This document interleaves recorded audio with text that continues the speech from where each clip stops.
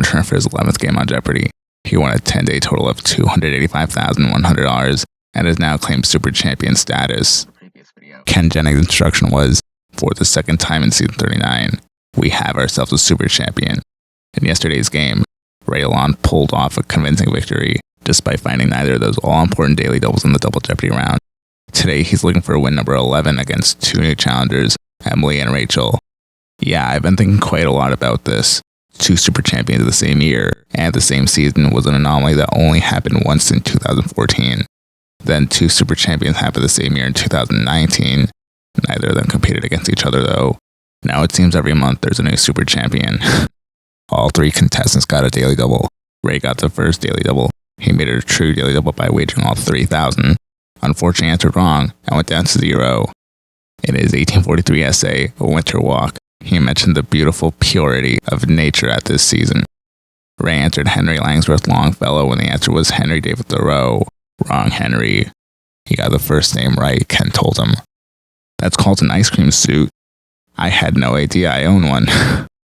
Rachel and Emily's anecdotes were about competitions, which will be important later on in the game. Rachel did swimming, biking, and running while she was in college, and now does triathlons. Emily is a spectator. Ken asked, "You're a spectator?" Emily answered, "Yes, I wish not really a professional spectator, but I really like watching niche sports, like sports that, don't quite make the Olympics or..."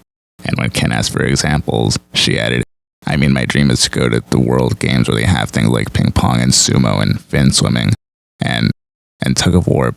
But because I live in New York City, I also get the chance to see a lot of weird things live. So I went to see darts. I believe it's what they call in Britain, and I went to see esports thing, and it's just a lot of fun." Ken told her, "Ping pong, sumo, and fin swimming would be pretty good triathlon, I think." I highlighted Rachel and Emily's anecdotes because they're about competitions. Ray's anecdote was about his Jeopardy journey. Ken told him, "Your Jeopardy journey started with your late mom, is that right?" He answered, "It was always her. I mean, we started all the way back in the Art of Living days.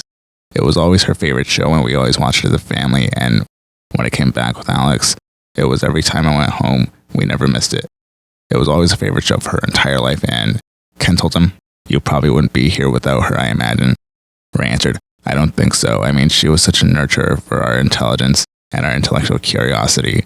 I went to the library every weekend. I always came back with a stack of books, and it was never a chore for her. She always loved it." Ken ended by saying, "That's fantastic. We have a lot of library bookstores from Jeopardy champs, so keep that in mind, parents." Immediately, I thought of Amy Schneider's anecdote in her 15th game. Short coats and striped stockings were part of this dandyish costume from the 18th century in the song Yankee Doodle. I loved Emily's reaction when she answered macaroni. Ray ended the first round winning $1,200. Rachel was in second place at $4,600, and Emily was in the lead at $5,200. Yes! Wait. Notice that Ray's at a distant third. The same episode when Rachel and Emily talked about competition in their anecdotes, and it seems they're Ray's biggest competitors. I hope this isn't another David Sibley loss. Rachel tried buzzing in a few times. Protected by camels, the first emperor of this dynasty that overthrew the Mongols is buried in the Nanjing, near where the dynasty began. Emily answered, "What is the Qing dynasty?" which was incorrect and brought her down to $4,400. Then Ray buzzed and answered, "What is the Ming dynasty?" which was correct, taking him to $4,400, so he and Emily are tied. Now let's look at the number of times Emily tried buzzing in, because this will be important by the time we get to Final Jeopardy. There was a point when Emily tried buzzing in 3 times in a row. There were a few more times she did, one of which Rachel beat her to and prevented Emily from finding the first daily double in Double Jeopardy. Rachel risked $4,000, unfortunately answered wrong, and went down to $9,000. I also just noticed Ray and Emily were tied again at $8,000. Emily tried buzzing in again. I don't know why it's so much easier for me to notice compared to the other contestants. In Chinese myth, the dragon was benevolent, exemplifying this masculine half of a contemporary life force.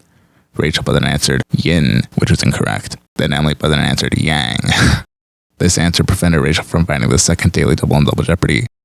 I loved her reaction when she got it. Ken told her, "You can see the scores, Emily. It's a close game." She said, "This is a lot of pressure. 3,000. And the answer was in my alley." Shakespeare's Richard III mentions the clouds that lower upon our house, this ruling house with a white rose symbol. Emily entered York, as in Richard of York, and was now in the lead at $12,600. It should also be noted that Emily was the only one out of the three to answer the daily double correctly. Ray took back the lead. Emily attempted to buzz in a few more times. Emily took back the lead. In a strong competition between all three players, Emily ended Double Jeopardy winning $14,200. Ray was in second place at $13,200 in his first game, trailing going into Final Jeopardy by a margin of $1,000, and Rachel was in third place at $11,800.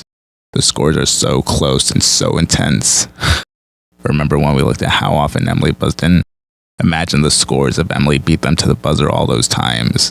The Final Jeopardy category was Gods and Goddesses. How appropriate for Emily to have been selected when this category came up. The question was, each morning she began her ride in her chariot across the sky ahead of her brother Sol, or Helios. Not only do I still not know my Greek and Roman gods and goddesses, I had to skip to the end to see the results of what could have been one of the most shocking results no matter what happens in today's game. The answer was Eos, which Rachel and Ray answered correctly. Rachel Ray. Rachel weighted 11,000, which took her score to $22,800. She currently has the lead. Ray went all in. The first time a super champion went all in and answered correctly since Ryan Long did in the Tournament of Champions. I covered my mouth when I saw this. He's now in the lead at $26,400. Sorry, Rachel. Emily answered wrong. The goddess answered the wrong goddess.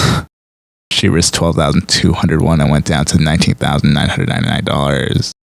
The number of times she tried buzzing in, the fact that she was the only one to answer the daily double correctly, and betting to cover Ray, Emily is probably the most deserving of the next second chance tournament. Ray is now at an 11-day total of $311,500.